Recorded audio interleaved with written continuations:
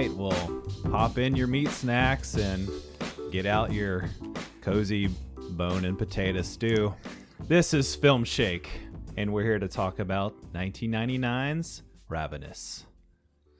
I'm Jordan. And this is Nick. And today we have a special guest with us, Wes from Real Talk. Thanks for joining us, man. Absolutely. Thanks for having me on. I've really wanted to be on your guys' show ever since I started listening, so I'm glad I got the invitation and just ready to talk about this movie. You know what, though? Maybe I shouldn't do this, but I do have a bone to pick with both of you gentlemen. And that seems to be fitting for, considering the movie that we're watching. Hopefully pun intended there. Yeah, pun intended. I mean, I just acted like I've seen Ravenous and told you guys, but I've never even seen the movie, don't even know anything about it. I'm just here to talk about Cruel Intentions and Titanic and Robin Hood, Prince of Thieves, which you guys were kind of lukewarm on. So no, we love all those movies, right? I could tell by your Cruel Intentions episode. You guys really warmly embraced that movie. But no, I'm kidding. I appreciate you guys having me. Just really excited to be here. Well, yeah, we know you're a big Cruel Intentions fan. So do you guys plan on doing that one on Real Talk at some point? Well, what's cool about what we're doing now is for the first year, basically, we just were trying to decide, us three as a group, on what we were going to do. And as you can imagine, it would sometimes take a little bit of time to come to a consensus. And so we decided, why don't we just each get to pick what we're going to do, and we'll just rotate it out. Like every 3 episodes would be my episode. And unless the other two are just completely against it, 100% completely against it, then, we just do it. And so I might pull it out one day, but I don't think that T-Man and Gabe are going to be too excited if I bring Cruel Intentions out. Well, that's kind of the joy of being able to have your own pick and punish other people, right? To watch something they don't want to watch. Yeah, and a way that we do things is we normally, talk about, like you guys, one movie, the full episode. So it wouldn't just be like a 5 or 10 minute punishment. They would have to spend like an hour and a half. And as you know, if you listen to our episodes, they always go like 2 hours. So it'd be 2 hours of Cruel Intentions. Nice. Well, great to have you, man. Really enjoy y'all's show. Definitely encourage all of our listeners to go check out Real Talk. And speaking of punishments, we're going to get into the Fallen Warrior review. So correct me, Nick, if I'm wrong, but last time it was a tie. Finally, I didn't lose the trivia battle, and we were both made to watch this punishment. And I believe you came up with the punishment of watching Mad Love from 1995, also directed by Antonia Bird, who directed Ravenous. So do you want to give us a quick summation of this movie and your thoughts? Yes, I have so much to say right now, and I don't know anything about what your opinion on this movie is going to be, Jordan. So, part of me is a little trepidatious to say the things. I'll just say this, just to set the tone for this entire episode. So we're going to talk about Ravenous later, which is only the second of 2 movies that director Antonia Bird made in the quote-unquote Hollywood system. And Wes, who asked us to cover this movie with him, you awakened something, my friend, because I am now obsessed with Antonia Bird. Spoiler alert, in preparation for this episode, I didn't just watch Mad Love and Ravenous. I watched every single feature film that Antonia Bird has made. Oh, wow. Of course you did, man. I'm right there with you, man. I am excited about this director. I had never heard of her. I was not familiar with her work. But after watching Mad Love and Ravenous, I'm with you. I want to dive in and see the rest of what she's got going on, because to me, she seems like a true auteur. I know Mad Love and Ravenous both got pretty lukewarm reviews back in the day, but this was not a punishment movie at all to me. I feel like it's criminally underrated. I was going in expecting just complete trash, like Chris O'Donnell and Drew Barrymore rom-com cheese. And that is not what this movie is. It does not look like it was advertised correctly, just like we talked about Ravenous you go back and watch the trailer for that movie. Both of these films, I just feel like we're not represented in the right way. And I wouldn't say it's a perfect film, but like I said, I was going into this thinking this is going to be terrible, and it's actually quite serious and dramatic.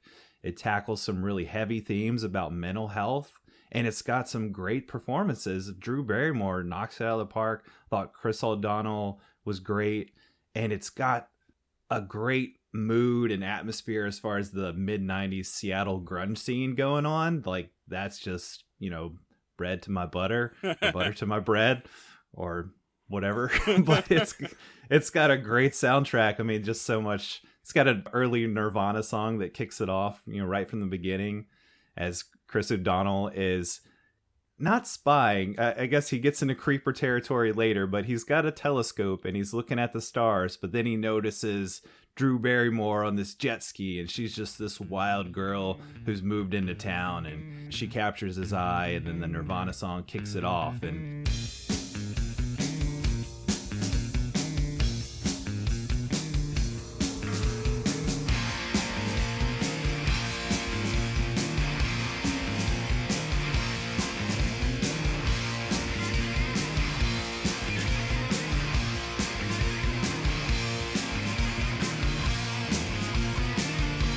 everybody's wearing plaid, and it's just super 90s grunge, and that's just one aspect of it that made me really fall head over heels for this movie. So I was all into it.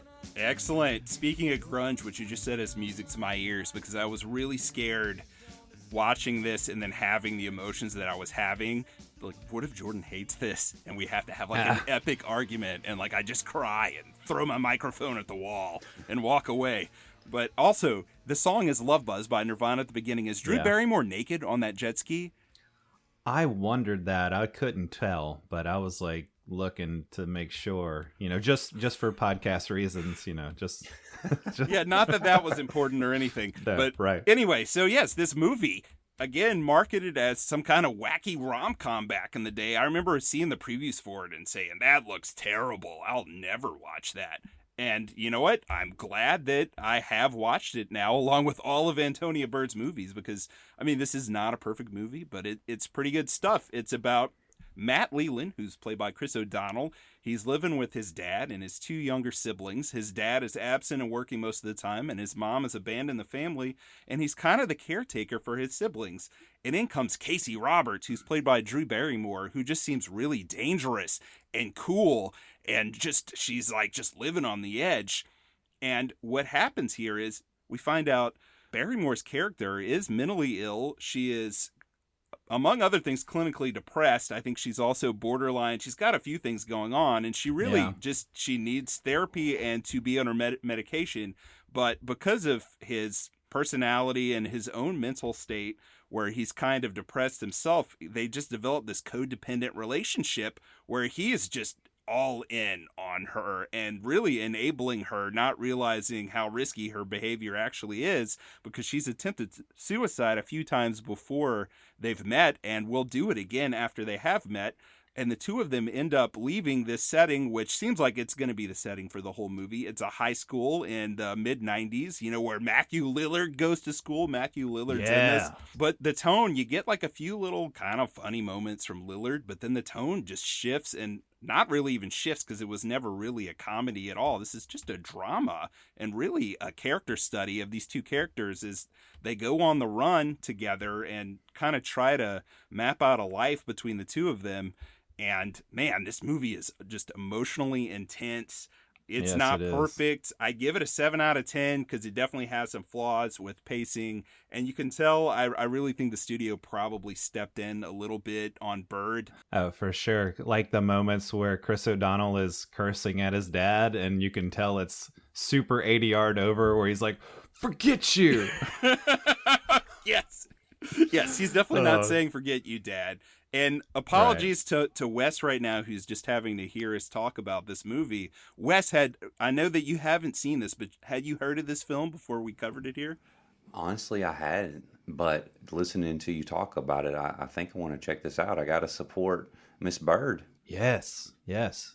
definitely underrated. And like I said, Drew Barrymore, like I said, it's not a perfect film, and I could see how some people might have some issues with, representation of mental health here, but I feel like for the most part, it's sincere, it's genuine, it's pretty authentic, overall. And I've never been a really big Drew Barrymore fan myself, but she just really knocks it out of the park here. She's pretty phenomenal. Yeah, for sure. I mean, for mid 90s, that you see, like, especially if you're just on Twitter all the time, people are like, we need to talk about more about mental health, and that's a thing, and I agree. I mean, especially for myself, I definitely need to hear more mental health talk for my own issues, but at the same time, like, this movie is really tackling that stuff 26 years ago in a way that would be refreshing now for any flaws that it has. And again, Sure. looking at the reviews then, I really think that most of these reviewers didn't get it. I think you look at it and it's like the same old tired rom-com tropes, and it's like, what the hell were you watching? It's like, yeah, did you watch this movie? Right. It's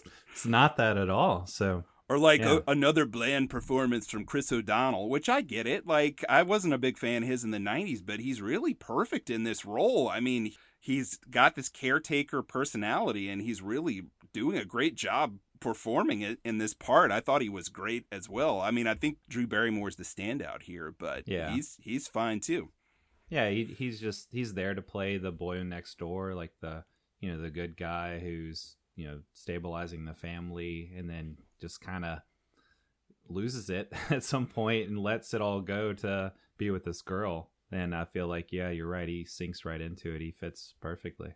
I gave it a 4 out of 5. Yeah, I think I went that strong for it. So Nice. really, lots of mad love for Mad Love.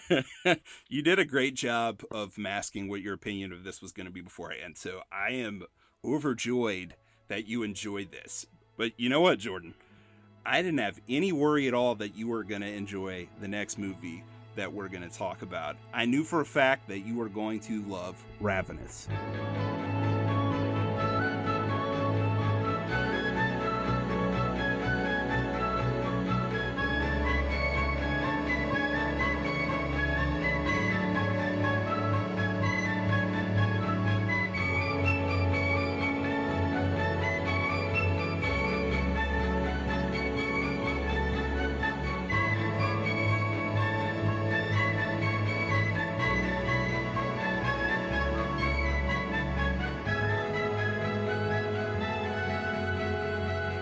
Maybe I do. Maybe I don't. Oh no! If you don't like this movie, we should call this show off because we don't know each other at all. There's no way in hell that you didn't enjoy 1999's Ravenous, Jordan. I mean, I don't want you to spoil your entire opinion of the movie now, but I know you dug this. We shall see.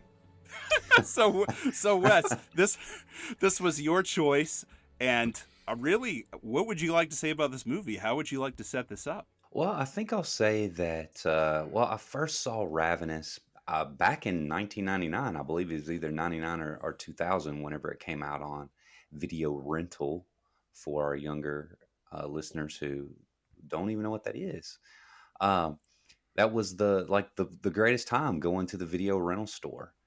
And anyway, my buddy brought this movie over to my house, and he's like, "Hey, let's check this out." And we had another friend that was with us at the time, and we watched it. And as soon as it was over, all of us were like, "Man, that was really weird, but really cool." And it's just always stuck in my mind. And so I purchased it and have shown people over the years. And as we were talking before we even started recording, I think I've seen it probably 4 or 5 times all the way through. Make that 6, I guess, since I just saw it again. But anyway, I think Ravenous is just a unique little film, and it's criminally underseen. I mean, most people have never even seen it before. And it has such a layered story, and it blends its own original material with Native American folklore, the true story of the Donner Party wagon train from 1846 to 1847, and the concept of manifest destiny. So it blends all 4 of those aspects of the movie, and then it plays out on this unique, beautiful setting. And then at the end, the film in a way kind of challenges your morality. So, I mean, I guess I'd never really even thought about Ravenous that deeply, but there's just so many layers here. It's just such a cool movie. Very cool, man. Very cool. And I was telling you before, I remember watching the trailers for this. 1999 is my favorite year. The year that I started my senior year of high school. I got a car at the beginning of the year. I had turned 18 that year. My favorite year of my entire life. And it's also my favorite year in cinema. And so many movies that I love came out that year. And I remember being at one of them and seeing the trailer for this. And this movie was so mismarketed. There's a Rob Zombie song playing during the trailer behind just madcap comedy tones that really don't give you a great picture of what this movie is. And still, I thought, man, this does look kind of interesting. I really do feel like I should watch this at some point. 22 years later, I finally watched it 7 or 8 times in the last week. 7 or 8 times, man. How about you, Jordan? Well, I had never actually even heard of this movie until Wes, asked us to bring him on to watch it and talk about it. But I will have to say, Guy Pearce is my man, especially from this time period. I'm a big Guy Pearce fan. Memento, Count of Monte Cristo, all around this time period. And I've always loved, this era with his acting and just his look. The Proposition, another great movie. Oh, yeah. Robert Carlyle, I think everyone would recognize him from Train Spotting. And he's just always fierce, and if I didn't know he was the villain right off the bat, then I would be lacking in just basic cinema understanding, because he's a great villain in a lot of things. So everything I've seen him in, basically he's always very compelling. And then in here you also have Jeffrey Jones, who at first was like, who is that guy? He plays the commanding officer at the outpost where Guy Pearce is taken later in the film, and I'm like, I recognize him from something, and I look it up, and it's the principal from Ferris Bueller's Day Off. Like, oh my gosh, dude, I hadn't seen him in forever. And so that was there's a reason you haven't seen him in forever, unfortunately. Oh, personal issues. Yeah, personal issues. Arrested for possession of child pornography. No. Solicitation of a minor. So he's been out of the cinematic picture for a long time. But was that before or after Ravenous? It was after this. It was right after his famous appearances in Deadwood. He was really good in Deadwood. He's really good in everything. It's really a shame. That is a bummer. But that's why you haven't heard from him in a while. Great in this movie, though. Just off the bat, I'm thinking about this movie. I had to take down my notes and say, wow, what a Filmshake movie. Because there's 2 things that we love to do on this show. We like to laugh and joke and make fun of ridiculous stuff in 90s movies. But a lot of times we find ourselves diving deep into themes and philosophy, and Nick goes on these long rants and monologues about different philosophers. And this is just a perfect combination of those 2 things, which I really appreciate. So I'm going to drop my facade here of disguising how I feel about this movie, because just in that alone, I really appreciated that we can have those 2 things together on this episode. It essentially has the best Filmshake opening ever, which is, a black title card where 2 quotes come up on screen. The first is and this is perfect because I'm doing Nietzsche quotes and monologues about nihilism all the time. It's literally a quote from Nietzsche: whoever fights monsters should see to it that in the process he does not become a monster, which is, of course, even at this point, almost a cliche. It was just so well known. But then to completely diffuse that, there's a second quote that comes on the screen, and it's by Anonymous. That quote is, "Eat me."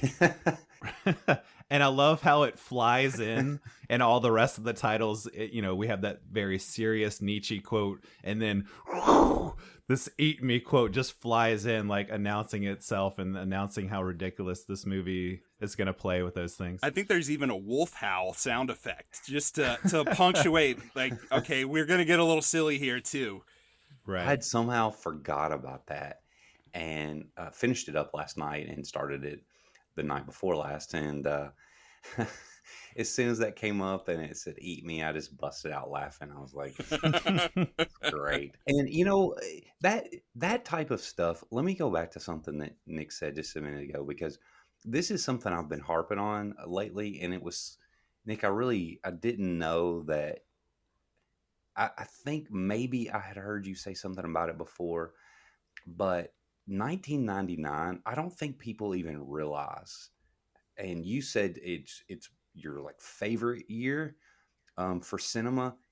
I don't know if it's my favorite year, but I think that there has not been a year of film since 1999. And I know a lot of people don't even think about 1999 being so good, but obviously, in my opinion, Hollywood was at a much better place then than it is now, especially with allowing people the creativity to create these original stories, and they don't always work, but I mean, 1999 was just so amazing with these thought-provoking, kind of out there original films. They weren't, if you look at the top 10 for that year, not everything was a sequel or a remake.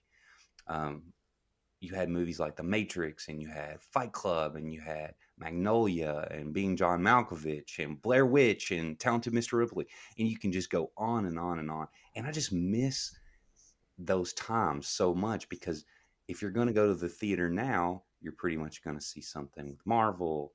You're going to see a remake. You're going to see a retread, something like that. So guys can cut this and edit this out if you want, but you just saying that, I just wanted to say that, like, for your listeners, if you haven't went back and looked at the list of movies that was released in 1999, please go do that, and I think you will have that same appreciation for the year.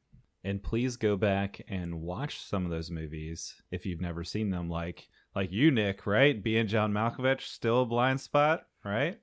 Charlie Kaufman. I will watch that. I am going through a book about 1999 cinema next year, and I'm going to watch all those movies. And that's one of them. Sweet. It's really the only one in the entire book I haven't seen. So I think I'm finally going to end the Cold War that I've been fighting with that movie and watch it. You know, Wes, thinking about what you said too, to get a movie like this, because even all those movies you talked about from 1999, I love all of those. And The Sixth Sense, I mean, so good. But then even you've got like throwaway movies from 99, where I say throwaway, but just ones that didn't maybe make as big a public impact, like the one we're talking about today, or like an Arlington Road or something like that, that you just wouldn't get now. I mean, the equivalent of Ravenous, maybe someone would have an idea like this and it would get made on Netflix, but it would be completely sterilized and all the personality would get sucked out. And then people would be tweeting about it for 2 days about, oh, this blah, blah, blah. And then it would be dead and it would be gone and no one would talk about it again. And that's not what happened in 1999. You've got all those huge classics, and then you've got a lot of movies like this that are maybe slightly more minor, but are so good and so different. Yeah, I'm right with you there, Wes. I think I agree that this was probably 1999 was probably one of the last great years of cinema as far as the originality goes, and the pop culture of cinema, because I feel like there is still a lot of great indie work being done now, and just kind of still not on most people's radar, but if you're a cinephile, then you're probably seeking out that kind of stuff. But if you think about all those big blockbuster movies that you mentioned, and the originality of those screenplays, and how those movies were made and directed and acted and everything, I can't think of another year since then that gave us such awesome work. Yeah, for sure, man. And I guess we should try to set up the plot of this just to explain what we're talking about when we say originality, because there's not another movie that has an opening like this one. We start off with those quotes, and then we've got an American flag and some really whimsical music, which I'll get into the soundtrack in a little while. And we've got a dinner scene where immediately something's up with the audio. The clankety clank of the silverware on all the plates is really turned up, and the chewing noises are all really turned up. And we meet Guy Pearce's character, who is somewhat of a war hero and yet also not, really being disgusted at the sight of others eating meat. Right. He is a lieutenant in the Mexican-American War in the 1840s when this takes place. And they've got all this steak. I'm like, dude, where did they get all this meat? These guys. I guess we can go back to that later, because the questions of cannibalism that this movie brings up. I'm like, were they eating people too right there? Apparently it was steaks that were provided to the set and they tasted badly. Because I also watched the director's commentary for this.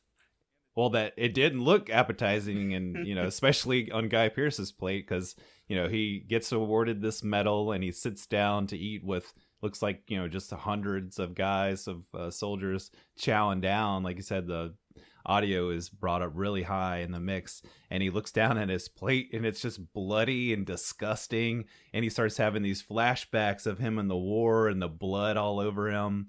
And so through these series of flashbacks, we discover he actually froze during the war. He got scared. He laid down on the ground, pretended to play dead, and he was taken for dead by the enemy, by the Mexicans that the U.S. were fighting. And he was buried in a mound of commanding officers where blood is just dripping down his throat, which is important. So, apparently this blood dripping into his throat somehow gave him the strength to get out of these bodies and single-handedly take over the Mexican command. And we get all that through these series of flashbacks. So what did you guys think of this setup and this first scene mixed with those flashbacks? And I want to kind of bring up and question how you guys felt about the humor here and kind of throughout the film. Well, I am a horror fan, and as a horror fan, I'm not one of those that's really into the gore. Like, I'm not. Some people are gore hounds, and I'm not one of those. I like more of the scary aspect of stuff. But being a horror fan, you do wind up seeing quite a bit of gore and quite a bit of very strange things. But that dinner scene is one of the most disgusting things that I have ever. It just runs all over me every time I watch it, and I don't want to dissuade people from seeing it because it's really not particularly like gory. It's just meat in a plate with some blood, and it's just the noises that the soldiers are making, and then the clanking and stuff like that, and it keeps cutting back and forth to Guy's face. And it is really disgusting. But I love the aspect of him being this, he's a soldier, he's in battle, and he just loses his courage. And so he's just going to pretend to be dead. He just freezes up, which that happens in war. But then he's able to, Dumb and Dumber style, totally redeem himself by getting at the bottom of this meat wagon and finding the strength and the courage to kind of crawl out and redeem himself. So I love the setup. And how often is it that you get a movie like this kind of horror western set in the mid 1800s? It's crazy. I love it. What a setup. I love the Wikipedia page that describes this as a horror western cannibal film. I'm like, wait, what? What other movie could be billed as that? One of the best things about these early scenes too, and even going forward, a lot of the people that are shown eating meat in this film, and also the director, were vegetarians. So they were even grossed out than us carnivores watching this movie. Yeah, apparently the director and Guy Pearce are vegetarians. So he would be chewing on these chunks of meat in scenes and then just spit them out as soon as they yelled cut. And you could tell he's really disgusted by the sight of the steak, and it seems to remind him of the bloody bodies. The way it's shot and the way it's cut, it's subtle to me, but it really makes it clear, I thought, going into it, was this is going to have some degrees of black comedy, some degree of satire, as this kind of undertone of humor at times. And it does get very dramatic, very suspenseful, very gory, like you said, Wes. But especially, I think early on, there's just these touches of dry humor and deadpan humor that I really enjoyed. What did y'all make of the humor here? Normally, I don't not like comedy mixed with my horror. I don't. Right. I'm much more of a serious horror fan. And I mean, I do like stuff like Shaun of the Dead and movies like that. I actually liked the new One Cut of the Dead, which I believe is a Korean film, and it's actually really, really funny. But normally I don't care for that. But I mean, within 5 minutes, you pretty much get the tone of this film. And it's so Yeah. unique and it's so different from what you normally see. I feel like it in this particular case that it really works. There is a scene, I'm sure as we get through the movie, but um, there's a scene that I really despise that I think was supposed to be funny. It's where Guy Pearce and the blonde head, blue eye actor that was supposed to Neil McDonough. yeah, Neil. And with her down in this kind of bear trap or this hole, and he reaches out after you think he's dead and starts choking Guy Pearce. I just hate that. So I think most of the rest of the kind of quirky craziness works for the film, though. Yeah, I agree. I really enjoyed that it was a subtle sense of humor throughout it. There's times where it goes over the top in just the right way, and then it lets off and it doesn't kind of overdo the humor, but I really like the subtlety there, and it's just like very dry and very deadpan, so it's not gonna explain to you or beat you over the head with this should be funny, but it's just kind of the way it's shot. It's got that quirky 90s feel to the editing. We'll get into some of the particulars as we go forward, but I really like that. What did you think of the humor, Nick? I really enjoyed it a lot. There wasn't really any time for me that the humor came out in the film that I thought, this is throwing me out of the experience. But it's a very unique humor. Again, it's not really something that you can advertise easily because it's not like a slapstick comedy. I mean, there is some satire here and some other elements, but it's just a really unique kind of black sense of humor. It's obviously some pretty dark humor considering this is a cannibalism movie, but it isn't even like, say, a Slither, like a James Gunn like horror comedy movie. It's not even that kind of overt humor. It's a lot more subtle, even though it announces that it's going to have this stuff in those title cards, like we said. So yeah, I really dug it.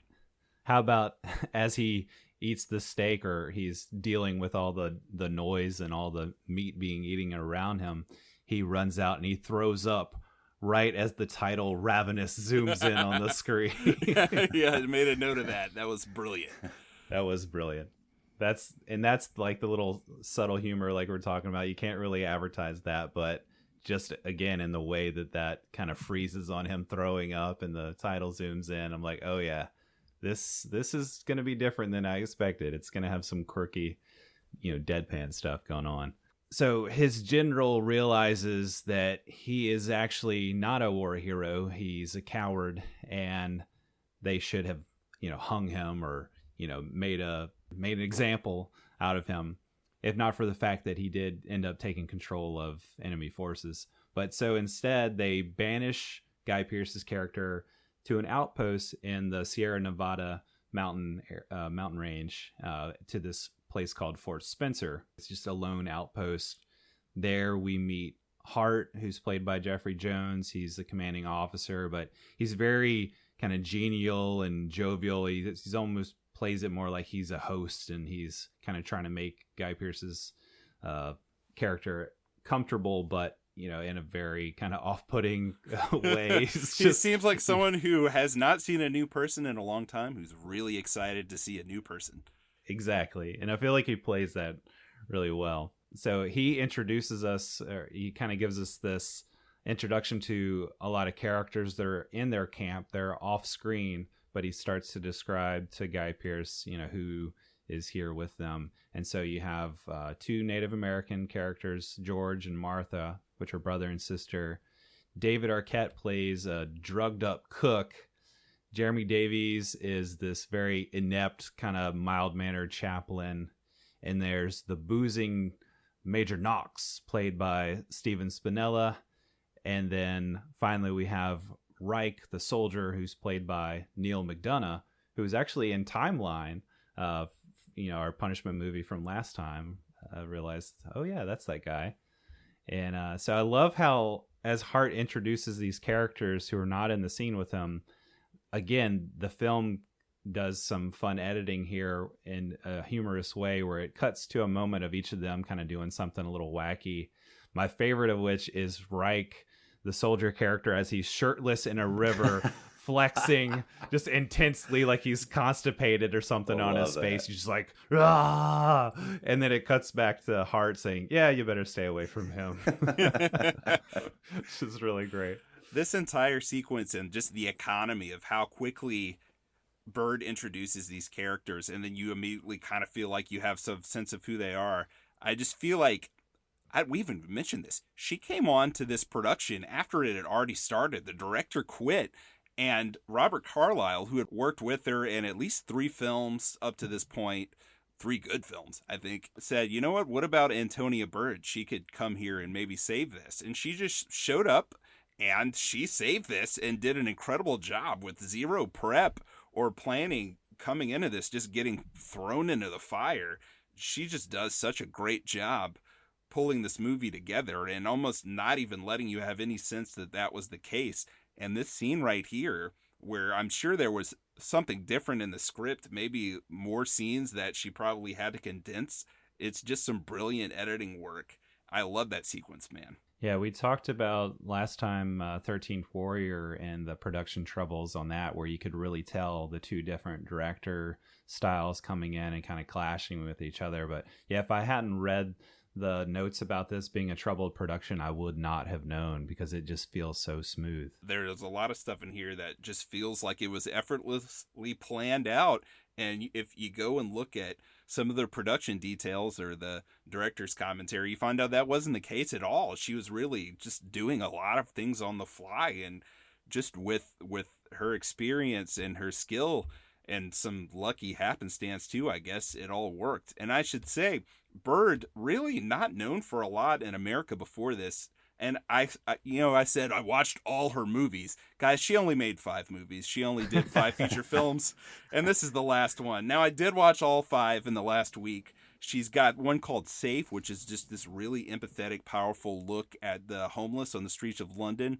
She did Priest. I don't know if you guys have seen or heard of this movie from 1994. I've heard of it, not seen it. So I think it's a brilliant film. It's about a priest who is very legalistic, and he comes into this parish in England where he really just kind of wants to bring this serious air and get the people who live in this kind of rundown area to just really sharpen up and shape up. And he gets put with this other priest who's really kind of more easygoing and not really following. I mean, he has like the housekeeper of the house is really his significant other that he has a sexual relationship with, and the priest is disgusted by this. But the priest also is going out to gay bars at night and has really a secret boyfriend in Robert Carlyle, and is just being a hypocrite by being really judgmental of everyone else. And he gets put in this impossible situation where a child in confession tells him that her father is sexually abusing her, but due to the rules of confession, he can't tell anyone,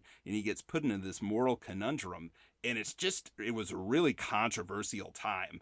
And again, marketing, like, it was just kind of marketed as, look, this movie has a hot, really, really controversial relationship where this priest is having an affair with another man. And that's part of the movie, but that's not the point of the movie. And of course, the movie was highly condemned in 1994. No one really looked any deeper than that, but it's actually a brilliant film with, I think, possibly the most powerful ending of any movie I've ever seen. Made me cry my eyes out.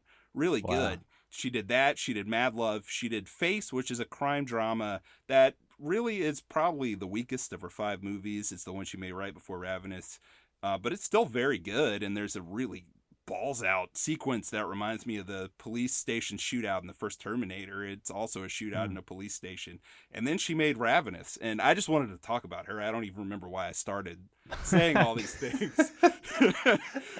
Well, because we were talking about her as a director and coming into this movie, but man, you've got me sold on wanting to check out Priest, especially, and some of her other work. So I was just gonna say she did a fantastic job directing this film. I mean, the cinematography, the shots she sets up, just, you could tell she has control of the set, and the actors are enjoying working for her and giving great performances. But this movie looks amazing. Like it is in such a beautiful setting. And I was going to say this earlier, we switch over from, the Mexican-American War, where they're obviously fought close to the Mexican-U.S. border. And, you've got the desert and very dry and arid. And then we go up to, the Sierra Nevada region, which is, mountainous, and it's wintertime and there's lots of snow on the ground. And it's just, what a setting to start spilling gallons and gallons of blood. Yes. Lots of blood in this movie.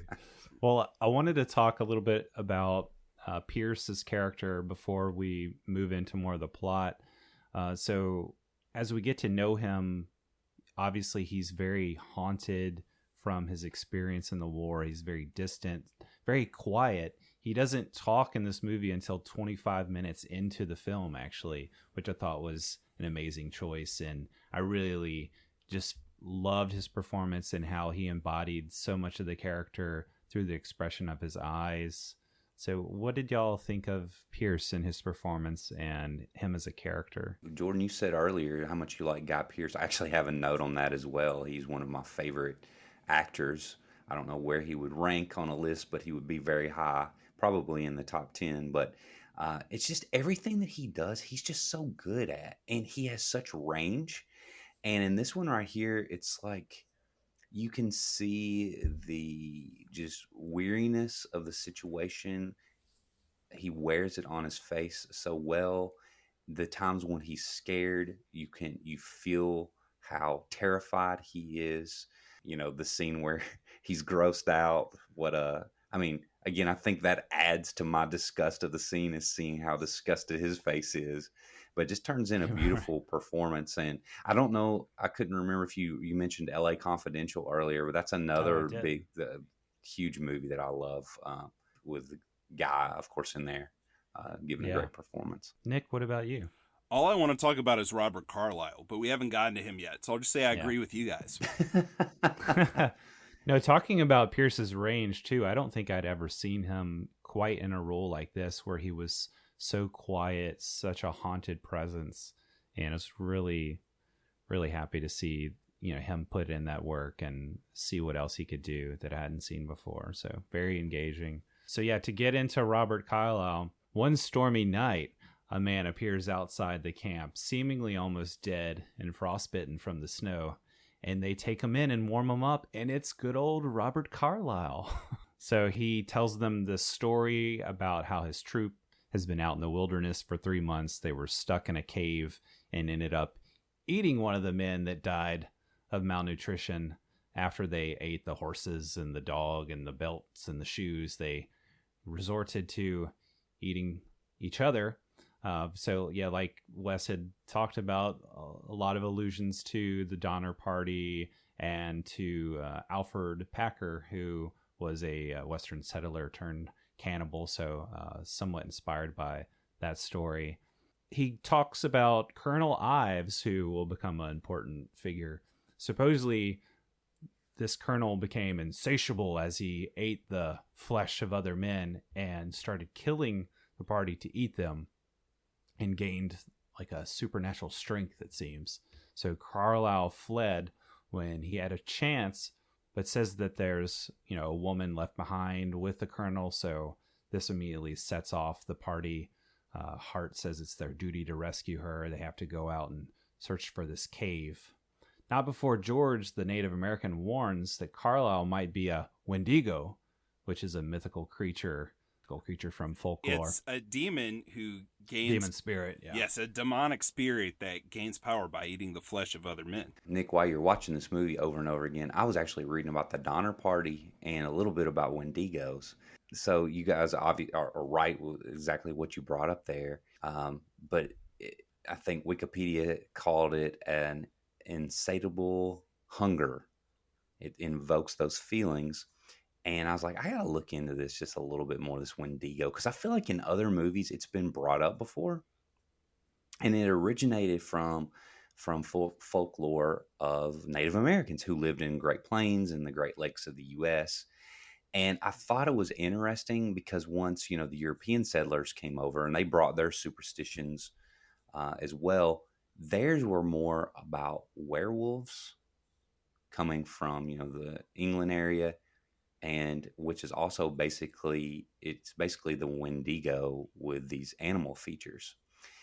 But the whole idea of this Wendigo is really what the story of Ravenous is built on, and it's built on the Wendigo psychosis, which apparently is actually a thing in psychiatry, which it creates this intense craving for human flesh, and also the fear of becoming a cannibal. And I don't want to get too far along with our characters, but our two main characters are basically become on the opposite sides of the spectrum with this Wendigo psychosis. So I thought that was just such a cool way, again, to blend the Wendigo in with aspects of the Donner Party and some of the other stuff. Just brilliant storytelling, in my opinion. I agree. I really enjoyed that. In fact, it harkens a little bit back to the 13th Warrior that we talked about, where somehow Michael Crichton weaved together the story of Beowulf with this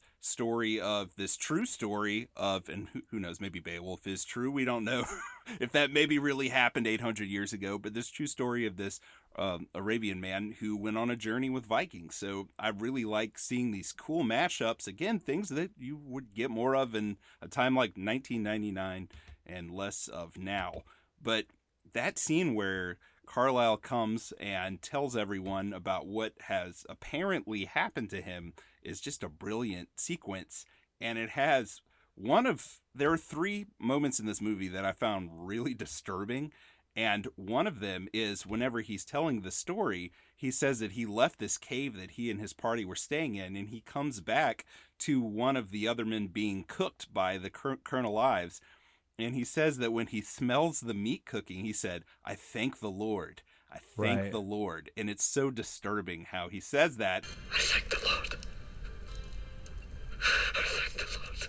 Yes. Who then says, after he's saying these things, he says, "And then things got out of hand," which had me laughing pretty hard. Well, so they journey to the cave, and on their way there, Toffler, Jeremy Davis's character, the chaplain, he's injured at one point and has a bad gash on his abdomen. And then in the middle of the night, he starts screaming out when the group discover that Carlisle is on top of him, licking his blood, yelling hilariously, "He's licking me! He was licking me!" What? He was licking. He was licking me! Now, you say hilariously. That part gave me chills. That, to me, that was the second disturbing part. I just really enjoy that in horror movies when you get a moment like that, where that really built up kind of the foreboding nature of what was going to happen next. But it was funny, too. I agree it was also funny. It was both of those things, which is kind of miraculous. I was going to say, yeah, it's what we talked about with this movie being both like disturbing and horrific, mixing in this little undertone of humor. And I wonder, I think about 1999, wondering if some of the to me, seemingly intentional humor was lost on the audience, was lost on the critics, thinking, oh, this is just ridiculous and over the top. It's supposed to be serious, but it just comes off as stupid and, it comes off as, laughable. But to me, it is that mixture, and it feels so intentional from the beginning, so that at any point where it has me laughing, I'm thinking, oh, this is just well-crafted, well-made, cinema right here, because he's yelling, "He was licking me." It's hilarious in the way that he's kind of, over the top yelling it in the middle of this tent. But then you cut to that scene of Carlisle with the blood on his lips, and, he's saying he had a nightmare and he woke up and he was looking out and he seemed so distraught and emotional, again with the crocodile tears. But I agree, very disturbing at the same time. And this really brings up something that I want to ask both of you, because you get the scene, it's really this is kind of the middle segment of their journey, and you get this footage of them kind of traversing this mountainous, forested landscape, and you get this really kind of whimsical music that, to me, really sounds like a precursor for a lot of 2000s indie rock, like I don't know, thinking about bands that my brother really dug back then, like Beirut, with this kind of like symphonic, but yet kind of like down home instrumentation, or like maybe Sufjan Stevens' Yeah. state albums, 50 state albums. But this is the soundtrack, which really has been highly heralded and is really the most well regarded thing to come out of this film as far as maybe more widespread critical acclaim.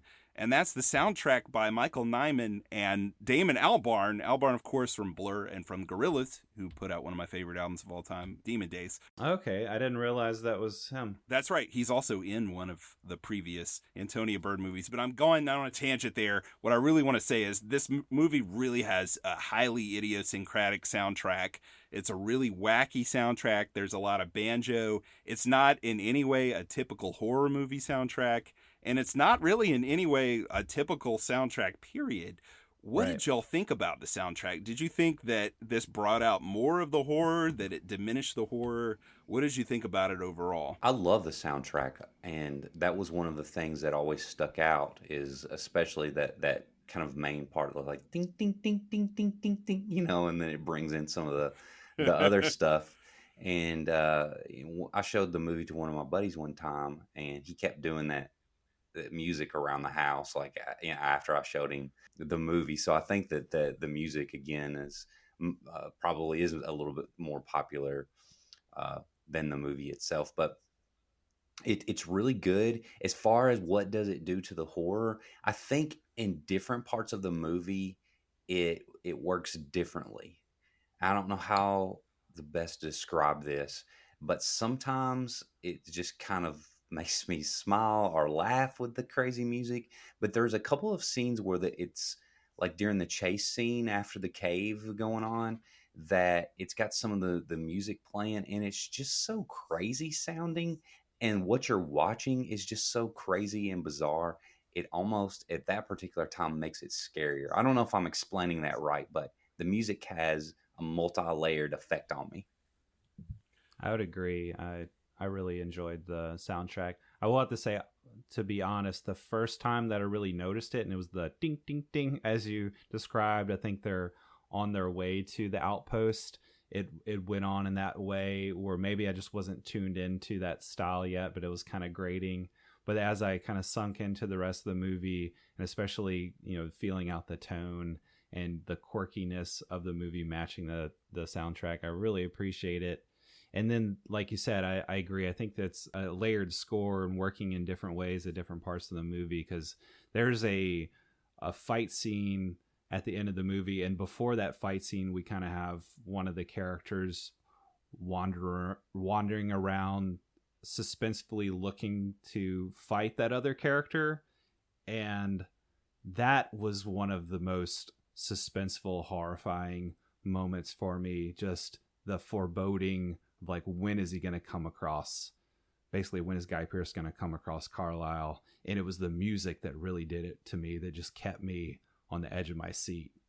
So I agree. I think it's an awesome score. And it really kind of hits a fever pitch when we get to this cave, and things go quite awry. This is really the turning point for the film. And we've got Carlisle suddenly starting to act strange as Guy Pearce and Neil McDonough's character Reich go down into this cave and find that maybe the story doesn't check out. There's a lot of bodies down here, maybe more than how many Robert Carlyle has said, and things really just go nuts from there. Right. So they realize that Calhoun was actually the last alive, and they are in a trap.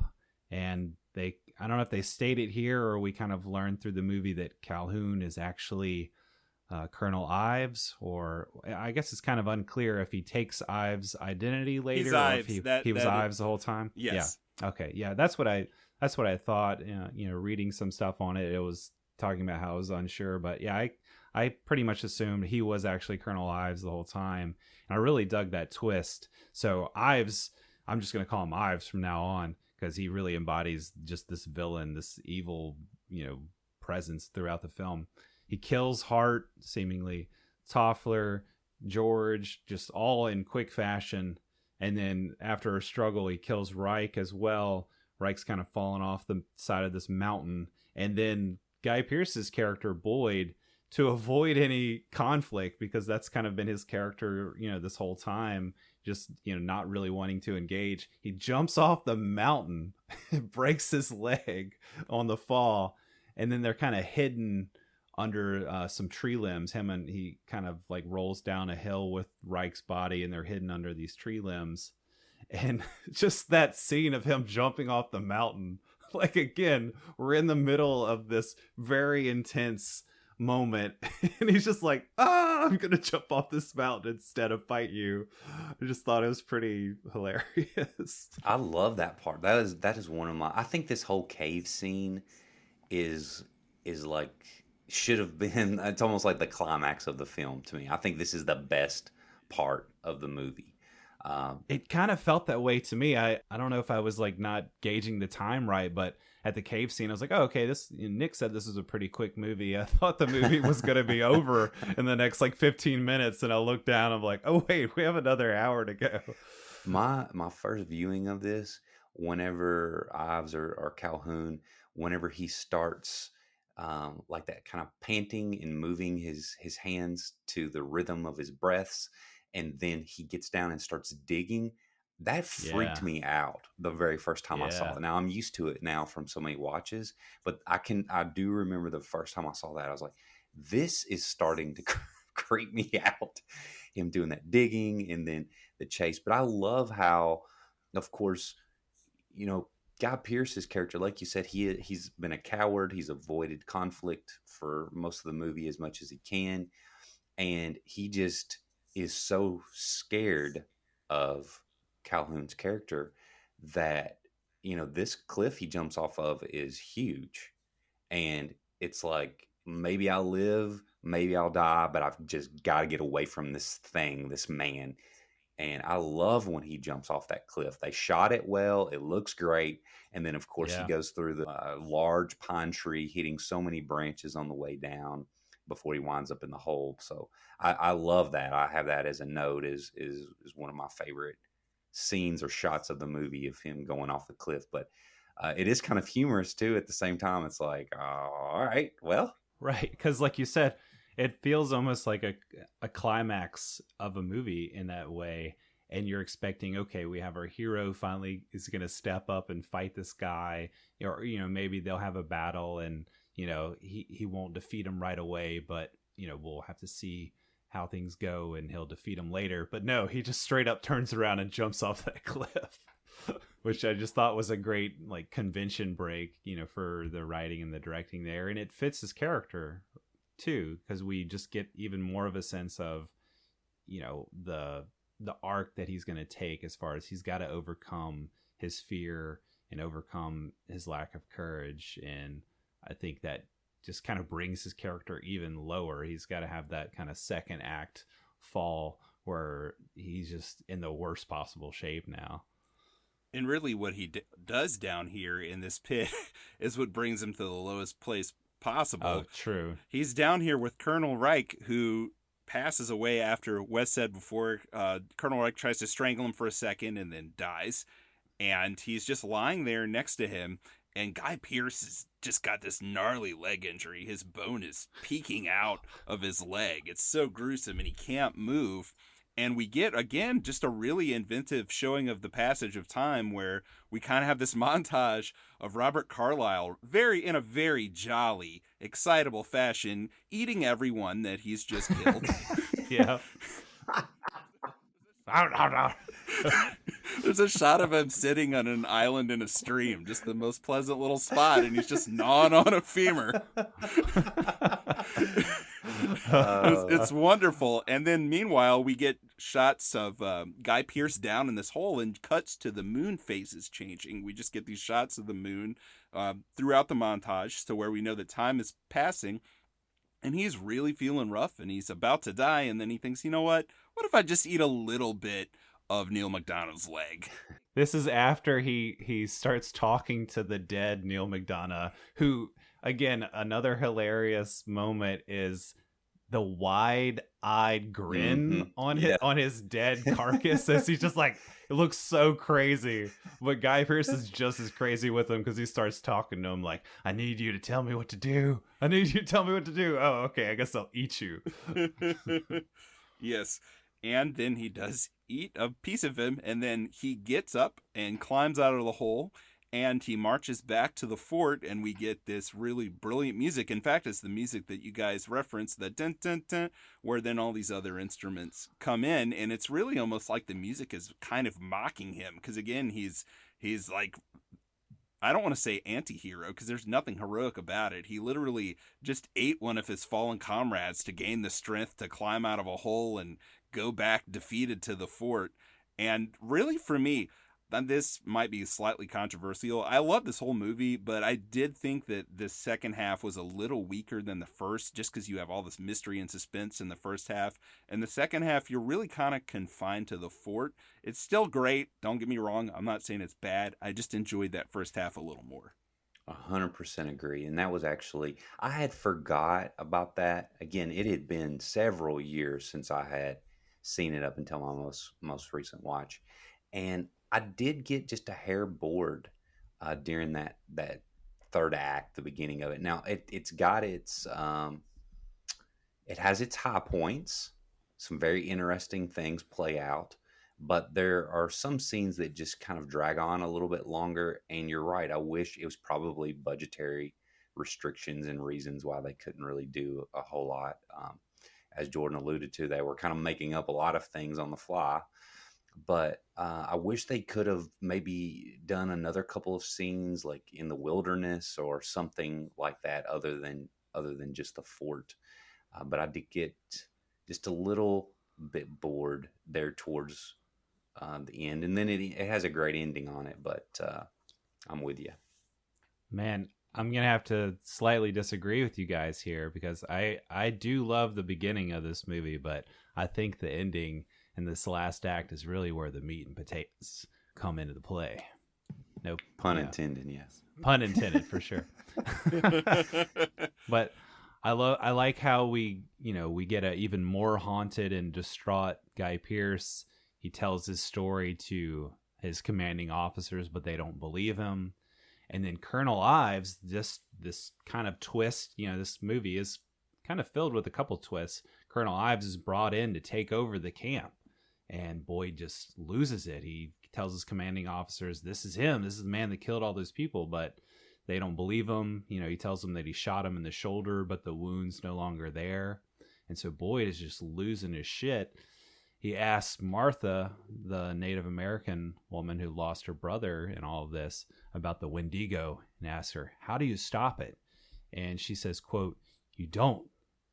You ever give yourself? Wendigo eats. Must eat more, never enough. He takes, never gives.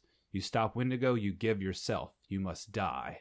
So that's a pretty bleak message. It's like, okay, well, we cannot defeat this villain unless the hero dies. It's basically, it's played in this moment to me like you have no hope. Like you're not going to be able to overcome this demonic spirit. I mean, I did like a lot of these conversations. And again, everyone who knew that Robert Carlyle is not what he seems is dead, except for Guy Pearce. And Guy Pearce is already a known coward who is not the most trustable person. So, of course, no one believes him. And then I really enjoyed the performance of John Spencer as his commanding officer, who is there at the beginning and really despises him and then comes back here. He was best known as Leo McGarry from The West Wing. He's on a lot of other stuff, and he generally has a clean-shaven face, but here he's got a beard, and he's got his old-timey military garb. But he's just really, really rough with Pearce, and I enjoyed his performance a lot. Yeah, and this was his last performance, too, before he died. His last cinematic performance. Or was it last cinematic, but he just right. kind of went on to do The West Wing. And, that's right, yes. Did do another feature. Exactly.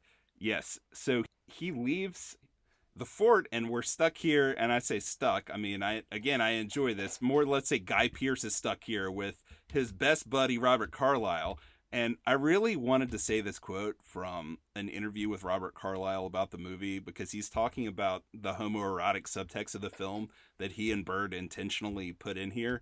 Because Carlyle said whenever he read the script, my character didn't just want to eat Guy Pearce, he wanted to have Guy Pearce. And that's really kind of some of the stuff that's going on here. He's just really kind of telling him, like, you know, you want to be a cannibal. Come on. You want to be just like me, don't you?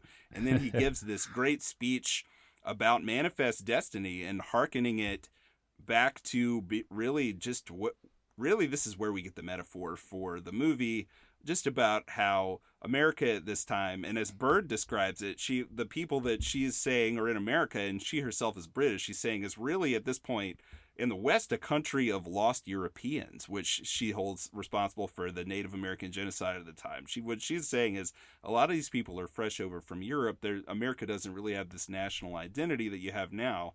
So you have a lot of just lost Europeans moving westward, gobbling up all this land for expansion. And we get this metaphor that isn't, you know, we're not hit in the face with it, but it's a clear metaphor for the cannibalism in the movie.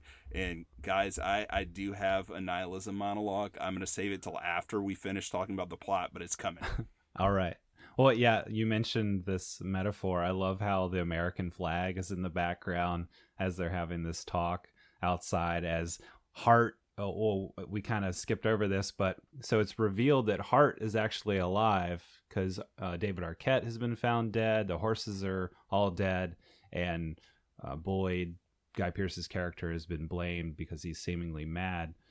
And so they send Martha off to get the general. Knox is killed. You know, Guy Pearce has to watch basically helplessly because he's chained up while Carlisle kills off Knox. And it's revealed that Hart, you know, our good old boy Jeffrey Jones, is actually alive because he was fed, you know, some human flesh to revive him. And apparently this eating human flesh apparently has these healing qualities. It gives you the strength. So he's back from the dead. And they try and sway Boyd to come over their side. And I love this line from Hart where he says, "It's lonely being a cannibal. Tough to make friends." Like, in just the most matter-of-fact way. But, so, and then Calhoun tells him about how he used to suffer from tuberculosis when this native scout told him about the Wendigo myth, and he just had to try. So he murdered this scout and ate him and cured his tuberculosis. But you talked about the manifest destiny in the metaphor here. I love how the American flag is shot in the background during their conversation. Hart is in the background hacking up Knox so they can make a stew out of him later. And Calhoun's, you know, he's telling him how he's going to use this fort as a base to cannibalize the passing travelers, because just like, you know, the notion of manifest destiny, the migrants had a calling just like himself. So yeah, the subtext here of, you know, the justification of genocide of the Native Americans being, you know, manifest destiny, like, oh, you know, we're meant to take this land. Basically, Carlisle has embodied this idea where it's my manifest destiny to eat people and cannibalize these settlers, which, yeah, I love. Again, the meat and potatoes of this film, the subtext and the metaphor that it brings up here, I just thought was really interesting and very unique. So I'm loving the end of this movie and this last act maybe a little bit more than you guys because of all that it brings in here. So to me, when we talk about creepy aspects of the film, I thought that was the creepiest. And it doesn't, because of the black comedy that's in the film, it doesn't always, like, you sometimes have to think about it a little bit. And so this last time I was thinking about the idea that this cannibal or Wendigo is trying to create basically a tribe or a settlement of cannibals. And their plan is they're gonna continue to feed on more settlers as they're coming out west. And as I thought about that, I was like, that could be a movie on its own. Just that plot right there, because that was so creepy to me to think about. You know, it's supposed to be like a beacon of hope to, you know, get to a spot, a fort, some settlement on your way out west and shack up for a few days and, get fed and be warmed, and then they're just waiting for you to get there so they can kill and eat you. I was just like, man, that is really, really crazy. And I almost looked at the manifest destiny in another way. I see what you guys are saying is they're basically, becoming the cannibals and cannibalizing, the Native Americans through the genocide. I almost looked at it as they took that idea of manifest destiny, and it was more about as the settlers, were coming across, headed out west. And again, it ultimately, in real life, what they did, the genocide of the Native Americans, and they took the story of Ravenous, and they took this idea of manifest destiny, and they use a Native American spirit as the Wendigo to basically fight back against those settlers, because that's what they were going to do, right? They're going to eat the settlers. And I kind of thought that was interesting that they used a villain of the Native Americans against the Western settlers coming across. That's kind of where I took it in my mind with the manifest destiny. I love that idea, Wes. Yeah, I love that spin on it for sure. And I had in my notes here, the Wendigo myth, it talks about how an extremely greedy person can turn into a Wendigo. And that just seems so fitting that we talk about, the Europeans taking over the Americas, and, the history of greed, and, the rush for gold in part of America. And then all that to be characterized by a cannibal, someone who feeds off his fellow man. So it had this strong critique of consumerism, capitalism, American imperialism, and to wrap all that up in a metaphor as a cannibal who wants to eat these people, it just, I don't know, it's just brilliant. Yes. And then through all that and all the depth we get here, and as Wes said too, all the creepiness we're getting here, we still get some humor, because Pierce is horrified at what he's hearing, that this way station of hope is now going to be a place where people are going to be eaten. And Robert Carlyle makes it known, I mean, we're going to be selective on who we eat. My God, we're not going to break up families. Right. Yeah. That's great. So, basically Guy Pearce says he can't do it. He's not going to join him. So Calhoun then mortally wounds him, forcing him to make a choice. He must eat or die. Well, it's an easy decision point. You can either famine or feast, live or die. And, this brings in the morality question, because he tells him here, morality, the last bastion of a coward. So they're just completely, deriding any sense of morality here. You got to eat or you're going to die. And again, I feel like that brings in this critique of America, like you're going to consume, you're going to take over, or you're going to perish, And so dying, Guy Pearce, he decides to eat the stew of Major Knox and revive himself. And shame on me, but that soup looks so delicious. Yeah, apparently it was actually a lamb, like some leg of lamb that the caterers of the film made for him. It apparently was really delicious, but again, Guy Pearce being a vegetarian, he had to spit it out. He missed out. Oh, and you know what? We didn't mention David Arquette's in this movie too. Of course, he's the stoner of the group, and he's been dispatched and eaten by this point. But he was in this movie too.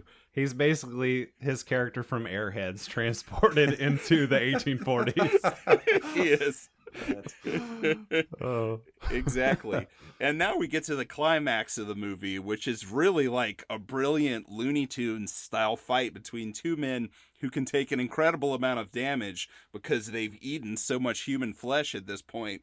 They're almost more demonic presences than men. But one of them, Guy Pearce, is our hero, and the other, Robert Carlyle, is our villain. Right. So Boyd convinces Hart to unchain him, while Ives is looking out for the general. I love the line, "There's breakfast, lunch, and reinforcements." That's right, because he wants to turn the general played by John Spencer. Carlisle's idea is if he can turn this general, into a cannibal, then it's going to be easy sailing from here on out. Right.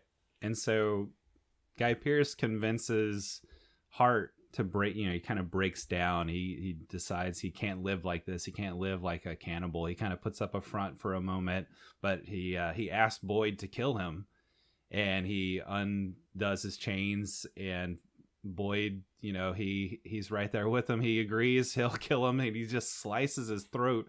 There's so much blood in this movie, especially in this moment. There's just buckets of blood spraying all over the window as Carlisle notices. And that's just such a creepy moment, man. It's a brilliant shot. Apparently, the one shot they had to cut out to not get an NC-17 rating was just a full frontal shot of the throat being slit. But Bird also said they ran out of prop blood while making this movie and could not get more. So they were having pig's blood shipped to the set, anything that they could get that looked like blood, because they just used so much. We just need anything that looks like blood. So this is the moment I was talking about earlier where Boyd then he chases after Carlisle's character. He finds the sword and he's wandering through the camp, and at one point he notices some bear traps. And this is where the musical score for me is just so intense and suspenseful. I was just, I just almost couldn't take it. It was Carlisle is such a compelling villain, and you're just really scared of him at this point, and he seems almost invincible. And Pierce is just kind of so distraught and wild at this point, and just looks like he's on his last leg, like he could die any moment. So this was just a killer ending for me, a really suspenseful moment there. But then we finally have them meet up in their battle, man. Hot damn, I thought this was one of the best one-on-one battles I've seen in a long time. Choreographed completely by Bird, Pierce, and Carlisle with no stuntmen involved. Gruesome. I mean, they're stabbed with swords, axes, daggers, beaten with logs, pitchforks. I mean, oh my God, what weapon did they not use? And even most of those were real, like the hatchet that gets buried halfway into Carlisle's arm. Obviously, the hatchet didn't really go into his arm, but it was a real sharpened hatchet. Yeah, he pulls it out of a log at one point. Like, I don't think you have seen it, Nick. Dead Man by Jim Jarmusch. Is that the one with Johnny Depp in it? With Johnny Depp? Yeah. I don't think I have. Wes, have you seen Dead Man? Only clips of it. I've never sat down and watched like the full thing, but I know what you're talking about. Okay. Well, you guys, you enjoyed this. It's definitely different in a lot of ways, but it reminded me of Dead Man with the deadpan humor and with the propensity for violence, but this just kind of clumsy, very realistic, like just happenstance violence. Like, oh, you might get shot in the shoulder. Oh, you might get your arm chopped with a hatchet. You never know. A lot of this reminded me of that. So I would recommend, that's one of my favorite movies, honestly. And I'm a big Jim Jarmusch fan. Nick knows, and probably our listeners have heard me espouse too much about Jim Jarmusch at times, but go watch Dead Man. It would be a great double feature with this, because it's got the Western angle and it's got the quirky deadpan humor. It's not quite horrific, but it does have some very intense, horrifying moments. So I feel like it would be a great double feature with Ravenous. One thing I'll wager that Dead Man does not have, though, is Chekhov's bear trap. Yes. We get a shot of Pierce setting up a bear trap really early in the fight, and then thankfully, if you load a bear trap in a movie, that bear trap has to go off, and it does. I was going to ask you guys, what did y'all think of the red cross of blood on Carlisle's face, on his forehead? I didn't quite get like what they were going for. Oh, Wes, I'll explain it later, buddy. I have, it's part of my monologue. Awesome. Good. I'm looking forward to hearing that. But I love the look. And his whole look pretty much changes, because when you first see him, again, he looks a lot like Guy Pearce, all kind of beaten down and battered. But, I mean, once he shows back up, he's got the officer suit on, his hair is slicked back, he's clean shaven, he carries himself different. It's just, he just looks awesome the whole last act of the movie. Have you guys seen pictures of Alfred Packer that his character is based on? Because if you go look at the Wikipedia, he looks similar, very similar. Yes. Yeah. Well, Nick, I know you've got something coming for us with that involves that red cross of blood. My take was I don't know exactly the meaning or the symbolism they're going for there, but it did make me think back to George's line that white man eats the flesh of Jesus every Sunday. It's in my speech, buddy. All right. And then I didn't really pick up on this watching it, but looking at Roger Ebert's review of Ravenous, we talked about how he kind of missed it for 13th Warrior. He gave Ravenous a 3 out of 4, which, he mostly praised it. And there's a line in his review where he says it's clever in the way it avoids most of the cliches of the vampire movie by using cannibalism, and most of the cliches of the cannibal movie by using vampirism. It serves both dishes with new sauces. So in a way, this red cross of blood, it just brought to me in mind the vampire imagery with the crosses and things like that. Why a stand-in for a vampire would have a cross on his forehead, I'm not sure, but like you said, Wes, it kind of looks cool and ominous, so there you go. Well, I guess before we're turning Nick loose here on the whole, the one thing I did want to say just on the end here is I love how Martha's character, she lost her brother, she's aware of the situation, and then she finds them, of course, in the bear trap. She finds them right after they've gotten done talking to one another about, if you die first, I'm going to eat you. Oh, yeah, we got to talk about that line. I love those. Such a great line. If you die first, I am definitely gonna eat you. The question is, if I die, what are you gonna do? Bon appetit. I laughed so loud at that moment. It's great. And then she just kind of looks in on them and sees them both dead in the bear trap, and she almost has like a satisfied look on her face, and then metaphorically closes the door on the chapter of Calhoun and Boyd. But then, of course, the Wendigo lives on as General Slauson takes a bite of the stew. Yes. Again, after what I felt was a little bit of a slow period in the movie and some of the scenes drug on, it really ramps back up with this crazy ending. Well, you mentioned Martha's character, and I really felt like that was fitting to end on her. That's not exactly the last shot, but she is the last person to see Boyd before he dies. And it's fitting to me. It's just this poetic touch that Bird brings in here with the Native American who told him about the Wendigo, how he must give himself, he must die. So we see him take, her advice or her instruction and die. And then with all the other, American imperialistic commentary we have going on, it seems very fitting that she would then leave the compound and she goes back into the wilderness and just kind of, leaves this godforsaken settlement back to like where she belongs, with like her home country. Mm-hmm.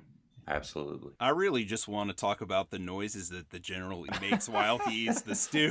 He looks so satisfied. John Spencer, it's just these orgasmic noises. And to me, that's the third disturbing moment in the film. And the most disturbing to me, where he takes a sip and he's like, and then he takes another sip and he's like, and then he takes another one. He can't stop eating it. You get really every note of the film in the last minute or so. You get the violence, in the bear trap closing on these two, and then their embrace is kind of like the character moment. They're embraced in death, and then the morality of, is Guy Pearce gonna eat Robert Carlyle or not so he can live on, or is he finally gonna be brave and accept death? And then you get the comedy sort of the female character looking in and seeing the two of them and then walking out. It's all there. I really love that ending. What did you guys make of the humor in that line where he says, if you die first, I'm definitely going to eat you. But the question is, if I die, what are you going to do? Bon appetit. So what did you think of that line? Was it intentionally humorous? I believe so. I think it goes along with a lot of the other, dark humor that's in the movie. But I kind of wonder why Calhoun didn't just, he knew he was dying, and I don't know why he was waiting for Guy Pearce to die first. I'm surprised he didn't just start Nibbling on him. Penguin from Yeah. Batman Returns, where he bites the nose. I don't know why he just didn't start. That would have been really creepy if he would have just been talking to him and then just started trying to eat him right there. Oh man, that would have been so freaky because you're just trapped in this bear trap and this guy just starts eating at you. Oh, maybe that's why they didn't go there, because it's just too much. And Carlisle, just that line readings there are so brilliant. And I really want to tell you too, Jordan, I know you think of him as a villain, but in some of the other Antonia Bird films that he's in, which are all of them but Mad Love, he's not that way. There's really, in Safe, he's kind of a nut, but he's mentally ill and he's kind of sympathetic near the end when you see that he just can't help but harm himself. And then in Priest, he's just this really like kind of loving partner to Linus Roach's priest and just very patient and loving and kind character. And then in Face, he's not the villain. He does some pretty violent things, but he's the hero in that. So I think he's a really versatile actor. Yeah, to be honest, I can't think of another movie I've seen him in other than Trainspotting, so that's just the standout for me. I really like him in 28 Weeks. That opening scene of 28 Weeks Later is just, it's one of the best openings to any horror film ever.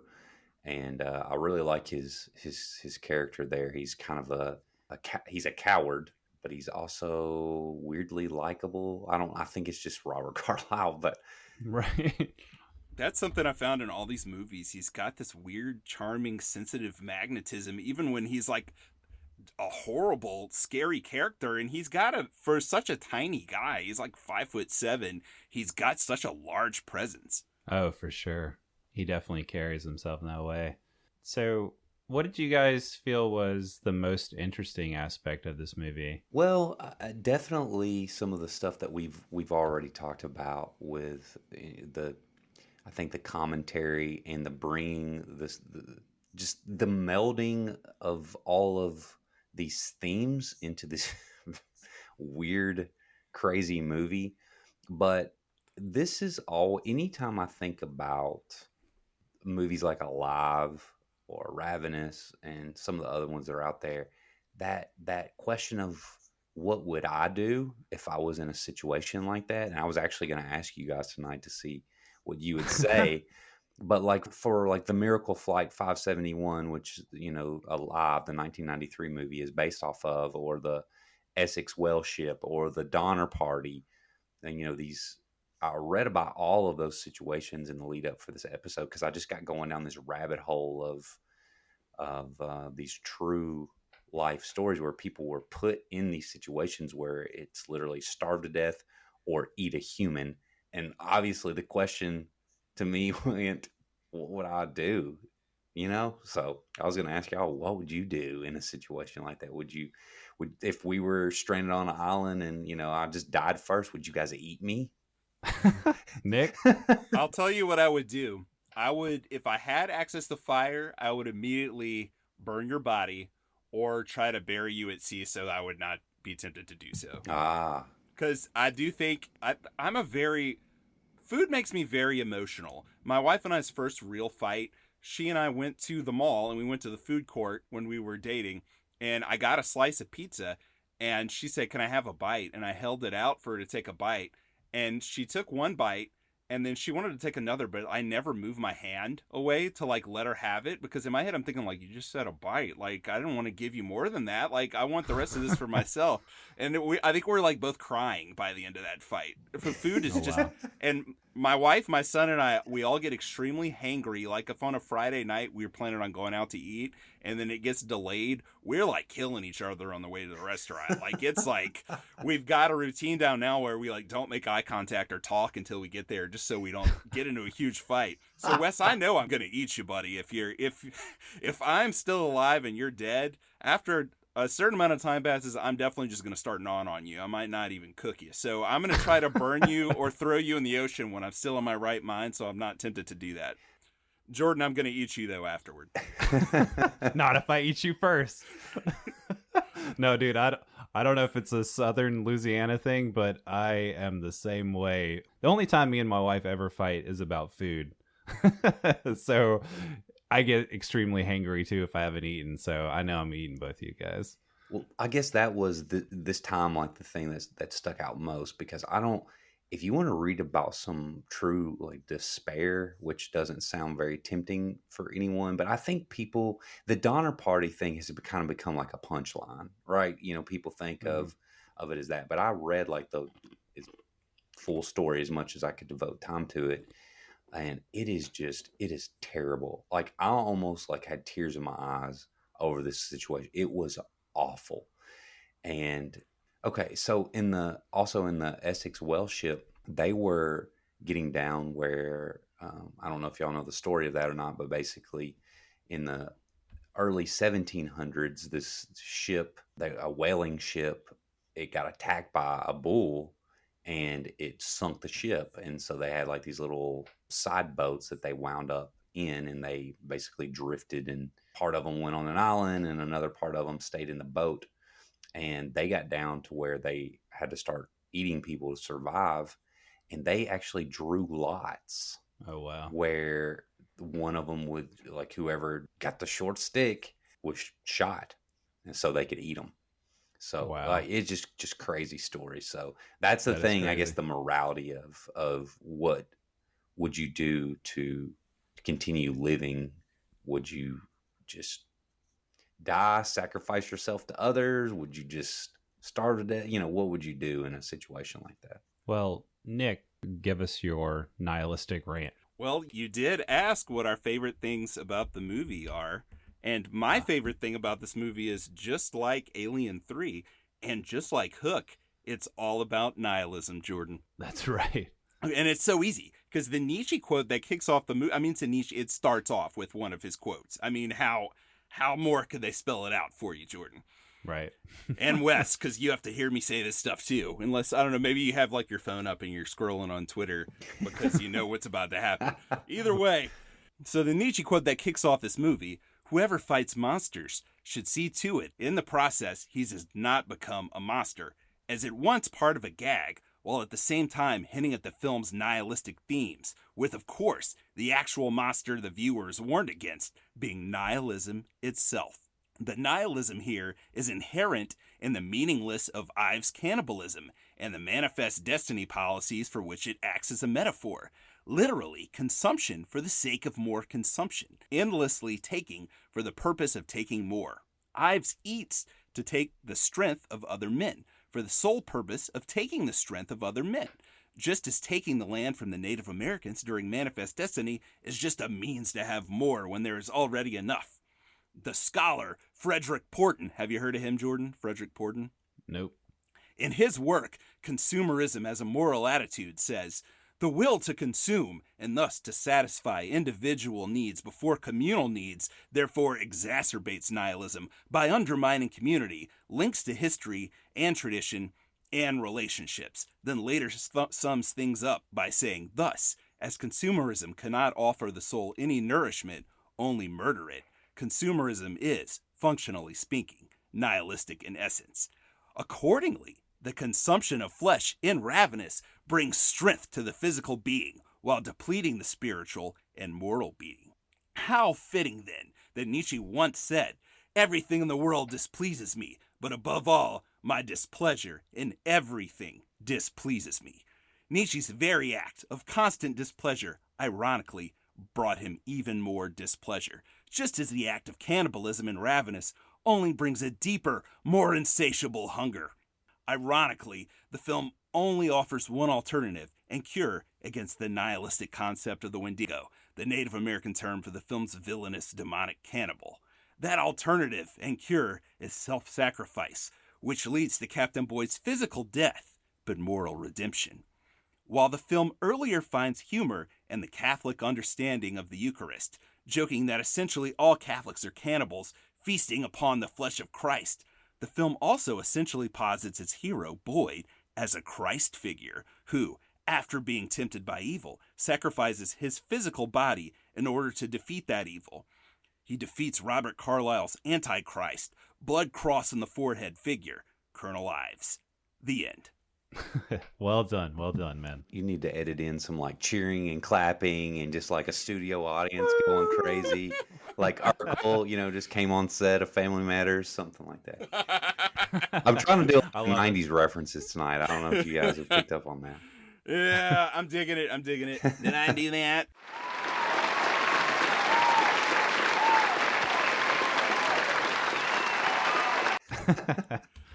All right. Well, yeah, I think I've mentioned many times already, but the tone and the message, the mixture of the comedy and the gruesome gore and this disturbing subject matter, how it balances all those things, that was really the most interesting thing to me. And I dig everything you just said, Nick, the deeper levels to this film. I really think it's a standout. I'm so glad you brought it to us, Wes. So I gave this a 4.5 out of 5 as we get into our star ratings. I just think it's such a unique movie. I mean, where else are you going to see a horror Western cannibal film? Bone Tomahawk. I don't know if anybody's ever seen Bone Tomahawk. Yeah, I haven't seen it, but that was one that came up when I was looking into this, because I thought, where else are you going to see that? And apparently there's another one. Yeah, Bone Tomahawk. It's actually, it's a really good movie. It really is. And it's got a couple of really creepy scenes in Bone Tomahawk, but it is a much different film than Ravenous. Much completely different, but I would recommend that one. And I'll just wrap up the film review and just say I'm going to come in at an 8.5 out of 10. I always do my ratings out of 10. Love this film for a long time. I think if you are a horror fan, it is a must see. And I think that just fans of this period of the late 90s, again, whenever studios were allowing these very unique off the wall films to be studio made versus having to go the independent route, I think you'll enjoy it. I do want to caution again for the gore. I don't think it's like extreme gore. There's a lot of blood. I don't think it's an extremely gory film. It's more about thinking of the acts that they're doing versus actually, seeing them like ripping intestines out and eating that. It doesn't get to that level. So I think even those that are potentially a little squeamish can find enjoyment in Ravenous. Good call. And Wes, your scale, I'm glad you said out of 10, because that is the superior scale, much stronger than Jordan's weak ass out of 5 scale. And I always like making fun of him, so I'm glad we're on the same page.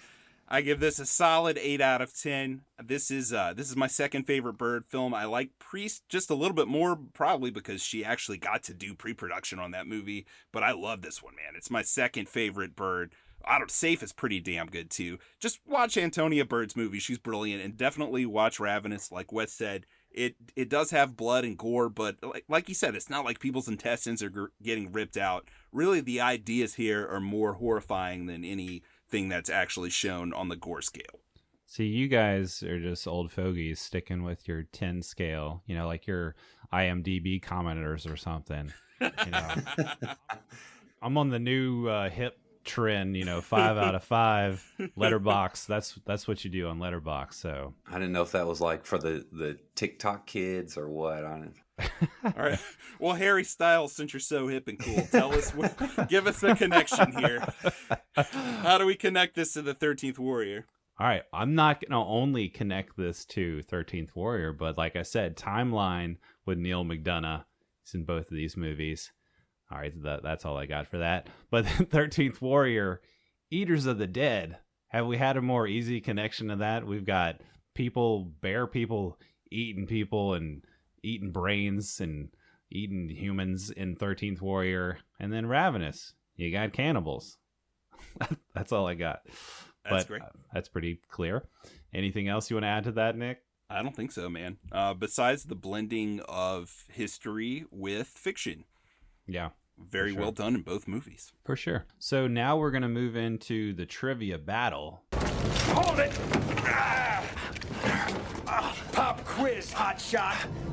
And just like we've done with other guests, Wes, we're going to use you as our lifeline. We're going to play Phono Wes.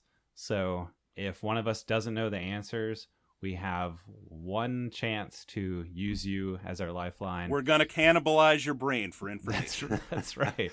And speaking of cannibals, that is the theme that I chose for all the questions I made up for our I knew trivia you battle. would do that. I knew you would do that, and I almost just researched cannibal movies just so I could totally trash you again in trivia.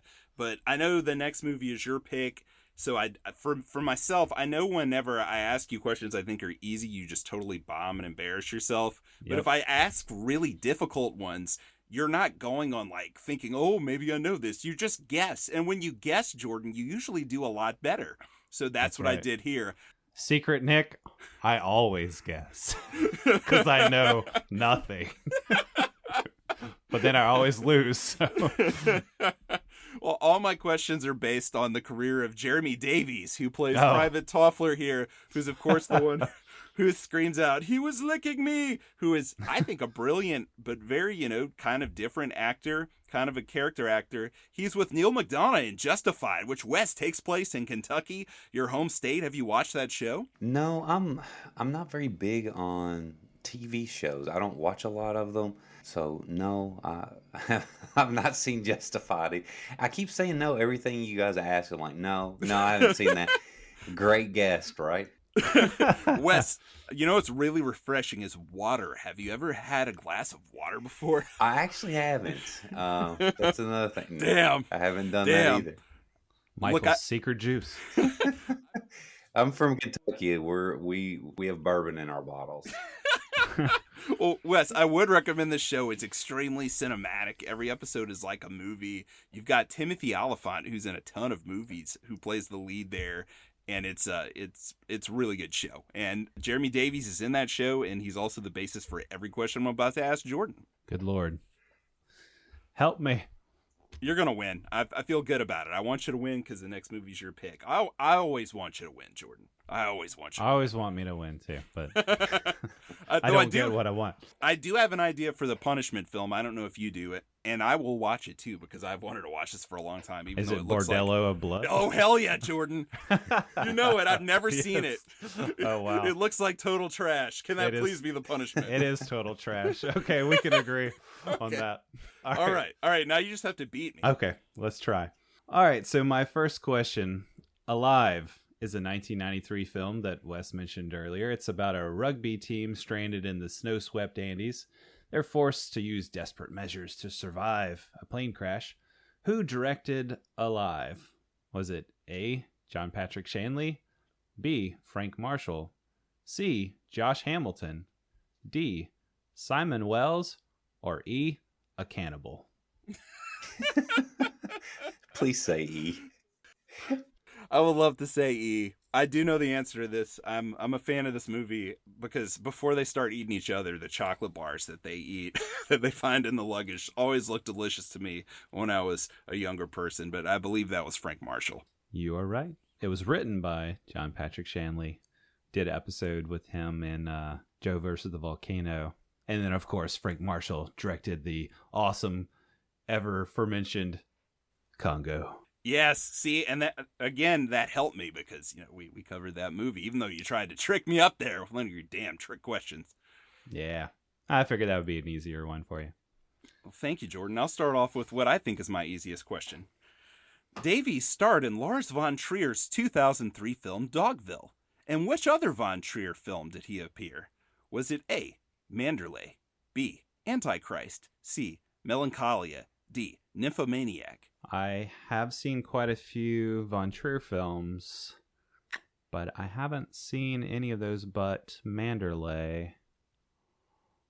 And I know Manderley is a sequel to Dogville, but most people die in Dogville. I'm going to have to guess on this one. Was it Melancholia? Damn it, Jordan. You saw Manderley. He's in that. Ah, crap. It's a spiritual sequel to Dogville, Jordan. Yeah. It's not a direct sequel. Yeah. So he is in Manderley? Yes, Crap. he was. I thought you were going to get it right when you said that.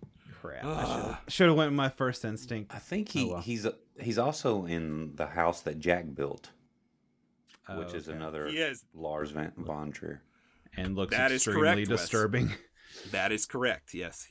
Those are the two Von Trier films he's in overall. Well, 3. counting Dogville, of course. I thought you were going to say The Idiots and that he was in that. I would have guessed that, but I would have been wrong too. Well, hopefully I bombed the rest of your questions. All right. So next question. What cannibal movie had real life murder charges involved in its making? Was it A, Microwave Massacre, B, Cannibal Holocaust, C, Cannibal Women in the Avocado Jungle of Death, D, Manhunter, or E, A Cannibal? I think it was Cannibal Holocaust. You're right, man. Damn you. So this is really interesting to me, though. So 10 days after its premiere, the film was seized by the Italian courts, and the director was arrested and charged with obscenity, and later charged with murdering several actors on camera and faced life in prison. And then the cast had apparently signed contracts requiring them to disappear for a year after shooting to maintain the illusion that they died.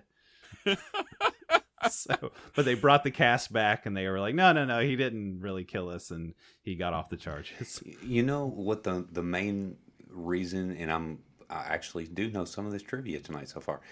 The main reason that they thought that it was a true snuff film was because of the impalement scene, where she is impaled on basically the stake. That's correct. I think I read that too. That it was really a simple trick because all she did was basically hold it in her mouth.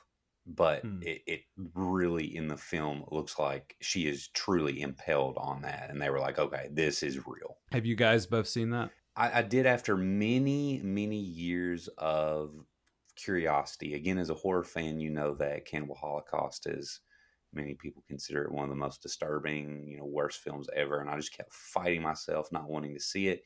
And I did not watch the version that has the real animal deaths in it. I can't handle that. So they make a version that doesn't have those. They kill like a turtle and a couple other things and they really kill them on camera. I just didn't want to see it.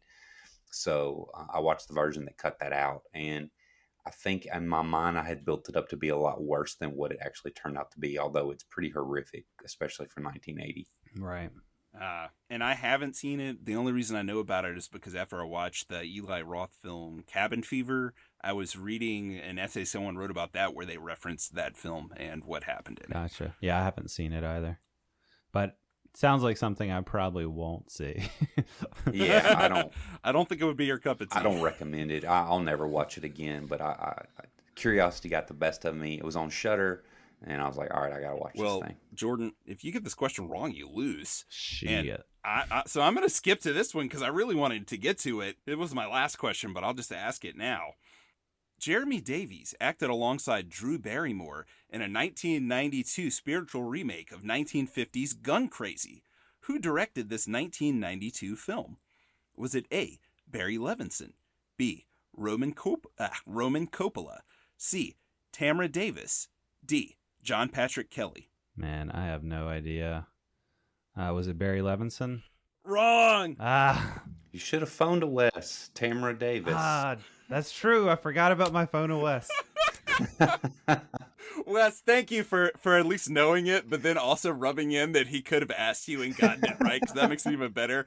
Can we go back and actually use the phone to Wes? It's too late. On a different question? He's going to have to come on again at some point, because you lose again, buddy. And by the way, Tamra Davis, do you remember what Adam Sandler flick she directed?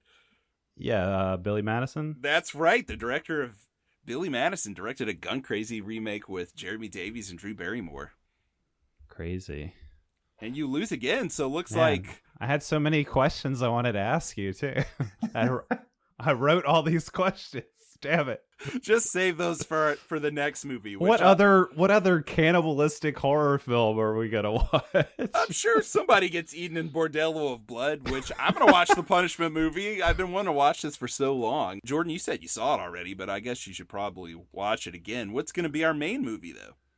Well, yeah, I've already seen that one, so I don't have to watch it, right? For the punishment. I guess so. I'll just punish myself because I feel bad for you. And I've always wanted to see this. Well, I will watch it because it's going to be a double feature with our Tales from the Crypt episode. So next episode, we're going to get into Tales from the Crypt Demon Night. And this has been one that I've wanted to cover on the show for many years now. Finally get around to it.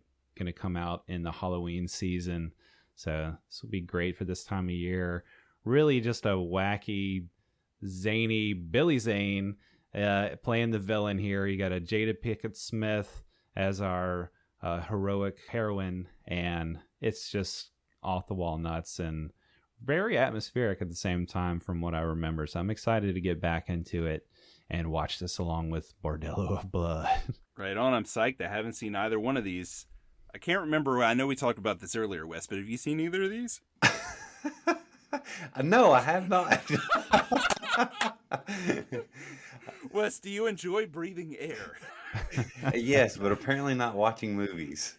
Well, that's all right. I haven't seen either one either, so I can't grudge you that at all. I think the answer to most of the questions I've asked you has actually been no, except maybe the justified one. So we're in the same boat. Yeah, I was really hoping you weren't going to ask if I'd seen those. Well, Wes, man, thank you so much for joining us. Do you want to give our listeners just a shout out about your show and where they can check you out? Yeah, absolutely. Guys, I really appreciate it. I had a great time tonight, and thank you for letting me pick this movie and get to talk about it because, again, I guess I could use it as one of my picks on Real Talk, but I don't know if the other guys would be too excited to talk about Ravenous. But anyway, yeah, I'm the host of Real Talk, a movie podcast, along with my co-host T-Man and the movie buddy Conway. And we started our podcast during the pandemic in April, and we had been talking about starting a podcast for a long time. And we were like, okay, this is a kind of a crummy situation being stuck in the house, but maybe we can finally get our podcast off the ground. And we did, and we just love doing the show. And for your listeners, really like what the atmosphere that we're trying to create is just a group of friends hanging out, just talking movies. And it's like, we want the audience to feel like you're just right on that couch there with us, involved in the conversation. You can find us pretty much anywhere that you get podcasts. And again, it's Real Talk, REEL, a movie podcast. And again, thanks so much, guys. Yeah, man. Thank you so much for joining us, and highly encourage everybody to check out the show. Really fun times. I really enjoy the Guilty Pleasure series that y'all done. So y'all had one on Mortal Kombat and quite a few others. So your guest on the Roadhouse episode was kind of suspect, though. Yeah. So there have been a couple of episodes that when the episode is over, my stomach literally hurts from laughing like so hard. And one of them was an interview that we did in the Roadhouse episode, which Nick guest starred on. Was, man, what a fun time that was. We just had the best time. And again, Guilty Pleasure, we really pretty much just destroy the movie, but we try to do so in a loving way. Like, I love Roadhouse, but making fun of it was just as much fun. So right. Such a fun episode to do. Yeah, I had a great time. It was fun listening to that one too. And that's typically what I like to do here as well, is just destroy and make fun of stuff, but not quite what we could get into for Ravenous. You had to bring this serious, suspenseful cannibal movie to us that's just really well made and hard to go there. So just had to go to our philosophical bent and discover all these deep themes instead. So. Well, my co-host, they would say that Ravenous is definitely a Wes movie. Well, thank you for bringing it, Wes. We sure as hell appreciated having you on and getting to talk this flick. Yes, sir. Well, thank you guys for listening. We'll catch you next time for more Filmshake. Charlie, your patron sandwich is coming next episode. Take it easy.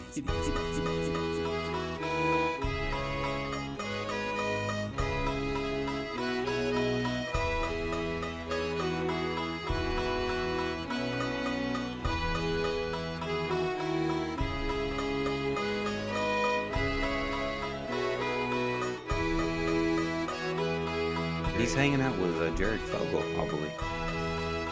Yeah, that's right. He eats fresh. Oh God, that was bad. That was bad. I may cut that out. Yeah, I can see that being edited out. Yeah, he's. Well, man.